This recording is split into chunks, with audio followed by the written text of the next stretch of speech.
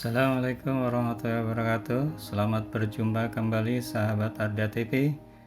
Kali ini kita akan coba bahas terkait dengan 6 prinsip dasar program intervensi kesehatan lingkungan.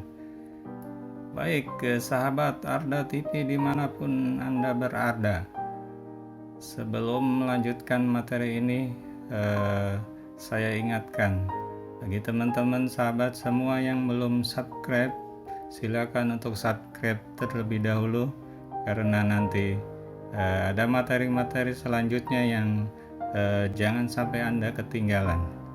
Dan jangan lupa untuk beri komentar di bawah video tayangan ini, dan juga share ke media sosial yang Anda miliki, karena kebaikan ini jangan sampai berhenti di Anda akan memberikan materi ini ke teman-teman yang mungkin sangat membutuhkan. Jadi jangan lupa, silakan subscribe, juga beri komentar dan share ya. Baik, kita lanjutkan terkait materi 6 prinsip dasar program intervensi kesehatan lingkungan ini. Baik, assalamualaikum warahmatullahi wabarakatuh. Selamat berjumpa kembali sahabat Arda TV dimanapun Anda berada. Kita lanjutkan materi kali ini. Kita akan bahas terkait bagaimana program intervensi terkait kesehatan lingkungan ini. Baik, sahabat Arda TV, paling tidak ada 6 prinsip dasar yang teman-teman harus perhatikan, harus teman-teman lakukan terkait bagaimana dalam membangun sebuah program intervensi kesehatan lingkungan ya. Baik, sebelum masuk ke materi ini, teman-teman harus sadar betul bahwa program intervensi ini bisa dilakukan dengan 2 cara. Ada yang terkait dengan penyuluhan, ada juga dengan pembangunan fisik ya. Dan ada 6 prinsip dasar yang harus teman-teman ketahui terkait intervensi kesehatan lingkungan ini. Yang pertama adalah tanggap kebutuhan, yang kedua adalah pilihan teknologi, yang ketiga adalah partisipasi masyarakat, dan yang keempat adalah kesetaraan gender, dan yang kelima adalah berkelanjutan, dan yang keenam adalah akuntabilitasnya harus dipertanggungjawabkan ya. Baik, kita bahas satu persatu. Tadi yang pertama adalah bahwa prinsip dasar yang pertama untuk program intervensi kesehatan lingkungan adalah tanggap kebutuhan. Jadi dari mulai perencanaan, penetapan lokasi itu harus sesuai dengan kebutuhan masyarakat. Jadi bukan kebutuhan teman-teman program, tapi kebutuhan teman-teman program itu harus didukung dengan kebutuhan masyarakat. Ini dua jembatan yang harus teman-teman lakukan. Jadi bagaimana program kesehatan lingkungan yang akan teman-teman lakukan itu bisa diterima, bisa merasa dibutuhkan masyarakat.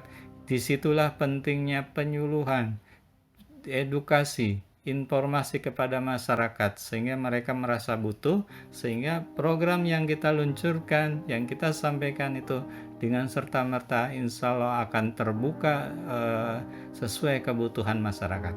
Jadi pertama adalah tanggap kebutuhan harus sesuai dengan kebutuhan masyarakat. Di situ tinggal teknik kita bagaimana menyampaikan program kita biar dibutuhkan oleh masyarakat. Terkait tanggap kebutuhan ini, yang kedua adalah bagaimana masyarakat merasa memiliki komitmen untuk melaksanakan seluruh kebutuhan tahapan dari program intervensi yang nanti akan teman-teman lakukan. Jadi 2 hal ini terkait tanggap kebutuhan yang harus teman-teman perhatikan adalah tadi, program itu harus dibutuhkan oleh masyarakat dan bagaimana bisa melibatkan seluruh komponen masyarakat untuk melaksanakan tahapan dari program intervensi yang kesehatan lingkungan yang akan kita lakukan. Ya, itu yang prinsip dasar yang pertama. Yang prinsip dasar yang selanjutnya yang kedua adalah pilihan teknologi. Bagaimana kita memilih teknologi ini, ya? Ini harus sesuai dengan kemampuan, harus sesuai dengan kebutuhan dan kondisi masyarakat setempat. Untuk bisa merasa butuh, merasa sesuai, inilah tugas kita teman-teman. Jadi sebelum pemilihan teknologi yang terkait intervensi kesehatan lingkungan yang akan kita lakukan, tugas teman-teman adalah menginformasikan, mengedukasi. Jadi macam-macam teknologi apa yang tepat guna yang bisa dilakukan oleh masyarakat, ya. Biar nanti misalnya ada 6 teknologi yang teman-teman sampaikan, biar mereka yang memilih dari 6 itu, ya. Jadi program terkait kesehatan lingkungan apapun, langkahnya harus seperti itu sehingga kita enak nanti di ujungnya, karena itu adalah berdasarkan kebutuhan dan kemampuan mereka. Tinggal kita mendorong dari belakang terhadap keinginan mereka. Jadi prinsip dasar kedua pemilihan teknologi ini adalah setelahnya kita edukasi, silakan masyarakat untuk memilih mana yang dibutuhkan mereka, yang sesuai dengan kondisi daerah dan wilayahnya, ya. Itu prinsip yang kedua. Prinsip yang ketiga adalah partisipasi masyarakat. Ini adalah penting, ya. Bagaimana kita membangun peran serta masyarakat untuk terlibat dalam program intervensi kesehatan lingkungan ini, ya. Mulai dari pemilihan, sasaran tempat lokasinya, teknologi yang akan kita gunakan, termasuk pelaksanaan dan pengembangan ke depannya, ini harus melibatkan komponen masyarakat. Sehingga kita nanti sebagai sanitarian jadi mengevaluasi, melihat perkembangan apa yang sudah mereka lakukan terkait program intervensi yang sudah kita berikan kepada masyarakat. Jadi prinsip yang ketiga tadi adalah partisipasi masyarakat. Jadi ini penting. Dan yang selanjutnya adalah kesetaraan gender.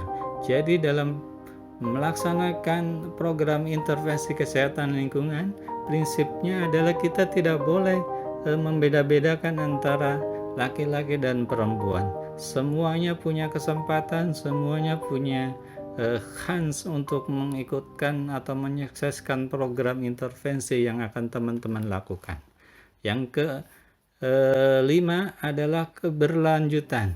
Jadi program intervensi yang teman-teman sudah gulirkan, sudah lakukan, itu harus berkelanjutan. Artinya adalah pemanfaatan hasil program intervensi itu harus dapat berkelanjutan, termasuk penggunaannya seperti apa, pemeliharaannya seperti apa, ini harus koordinasi dengan teman-teman dari pemerintahan, tokoh masyarakat, tokoh agama, kader kesehatan, untuk agar apa yang sudah kita intervensi terhadap program kesehatan lingkungan ini bisa berkelanjutan, bisa berjalan dengan baik, ya. Dan bila perlu program ini bisa diterapkan di lingkungan sekitarnya yang bersebelahan dengan program intervensi yang kita lakukan itu. Dan prinsip yang terakhir adalah akuntabel, ya. Jadi mulai dari proses perencanaan, mulai proses pelaksanaan sampai evaluasi itu harus bisa dipertanggungjawabkan, ya. Apalagi era sekarang ini adalah era keterbukaan, jadi semua program intervensi yang kita lakukan ini harus bisa dipertanggungjawabkan, ya.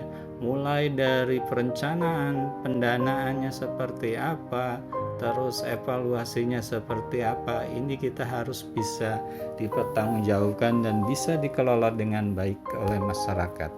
Saya kira 6 prinsip dasar program intervensi kesehatan ini penting untuk teman-teman lakukan, sehingga apa yang teman-teman inginkan terkait program intervensi ini bisa berhasil dengan baik, ya. Oke, saya kira itu 6 prinsip yang bisa saya sampaikan untuk pertemuan kali ini.